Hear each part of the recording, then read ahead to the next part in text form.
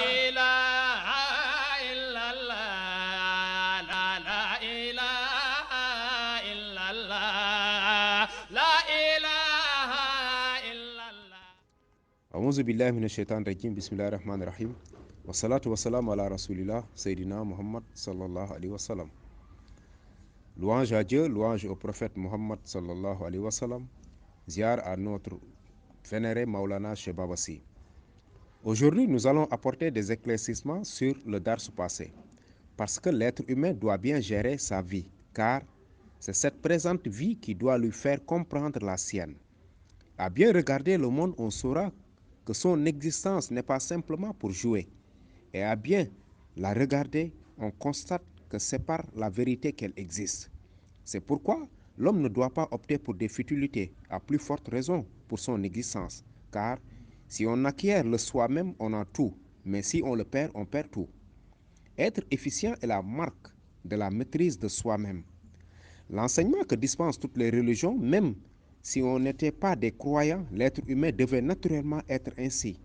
Et c'est une loi qui vous l'impose. Et la preuve en est qu'il y a certains des humains qui non seulement n'ont pas embrassé la religion, mais sont identiques avec cet enseignement de la religion. La religion nous interdit de faire du mal et nous dicte de faire du bien.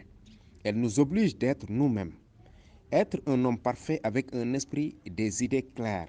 Être dans la droiture, ne pas gâter, mieux réparer tout ce qui est gâté. Il y a certains hommes dont leur droiture et leur pureté ne savent même pas ce qu'est la religion, mais sont des gens purs et cela existe dans la vie, même si c'est un petit nombre. Il y a des personnes pures, propres et droites et ne sont dans aucune religion. Cela existe. Cela aussi montre que cette façon d'existence de l'être humain est innée en lui, car il provient de la lumière divine et non de l'obscurité, et incarne une certaine dimension. Il n'est pas forcément dit que la droiture, la pureté et la connaissance proviennent uniquement de la religion. L'homme peut avoir tout ceci sans être dans aucune religion, car il y a bon nombre de personnes qui ont du savoir, sont des hommes d'esprit qui incarnent la droiture et n'ont aucune religion. C'est pourquoi je dis toujours Inda dina indallahi al-Islam. Donc Dieu est Islam et Dieu aussi est la religion de l'homme. Et comme nous provenons tous de Allah subhanahu wa ta'ala, donc l'homme doit avoir besoin de cette loi naturelle qui nous vient de lui. Car l'homme a été créé sur une dimension très élevée et plus élevée que toute autre créature. Donc, il ne peut pas ne pas être sur le droit chemin. Et cela signifie qu'il ne saurait être autre que ce qu'il est. Et tant qu'il incarne ce qu'il est, son humanisme s'éclaircit, l'obscurité qui est en lui disparaît pour laisser la place à la lumière. Et c'est cela l'être humain. C'est ce que nous enseigne la religion. Donc, la religion nous met au devant de tout, car c'est un moyen. Et on l'a dit tout à l'heure que naturellement, on doit être droit. On doit être droit. Donc, si on est dans la religion, la droiture, la bonté et la perfection seront très faciles pour nous. Car avant l'apparition de la religion, les gens vivaient en société dans l'harmonie et les normes de valeur, tout en se basant sur un esprit et des idées très éclairées. Et à cette époque-là, nul ne disait qu'il est envoyé de Dieu. Donc, le messager de Dieu n'a pas duré. Par contre, l'être humain et le bien était là bien avant cet envoyé de Dieu. Donc, l'apparition du messager de Dieu ne peut être bénéfique pour l'existence de l'homme, favorisant la paix et le bien-être, l'éducation et le sens de la religion, afin de rendre à l'homme sa vraie valeur. Et je vous ai dit tantôt que les gens étaient ce qu'ils devaient être à l'absence de la religion. Donc, l'apparition de cette dernière sera un surplus pour les hommes dans le cours de leur vie, en termes de qualité, car bien avant qu'ils faisaient déjà des efforts qui l'ont permis d'être sur le droit chemin. C'est comme lorsqu'on écrivait une lettre pour l'envoyer à un destinataire. Maintenant, on vous donne un portable et vous dit, voilà les messages qui sont plus rapides. Maintenant, être en contact avec un ami, un proche est beaucoup plus facile.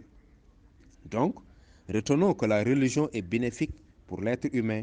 Elle lui apporte la paix. Si l'enseignement connaît les valeurs réelles de la religion, là, on saura sa portée. Mais je ne dis pas la religion des marabouts, c'est-à-dire être un marabout, avoir des disciples quelque part, avec leur famille qui sont tous derrière vous. Même après sa mort, vos enfants vont suivre ses enfants. Après la mort de ses enfants, vos petits-fils vont suivre ses petits-fils. Et cela ne permettra pas de connaître la religion. D'accord, il est bon d'avoir un guide qui est un enseignant ou un professeur. Mais un vrai guide n'est pas l'affaire d'une succession comme on le fait pour les biens matériels, à savoir les maisons, les chevaux et autres. Mais une succession ne peut être que Dieu. Il doit vous faire connaître la religion qui va vous donner la paix afin que vous puissiez à votre tour adorer Dieu.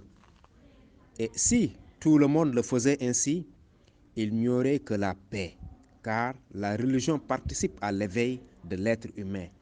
Elle éclaire sa vie, lui procure un esprit et des idées claires et lui rend son autonomie et de croire en lui, car croire en soi permettra à l'individu de mieux veiller sur sa propre personne.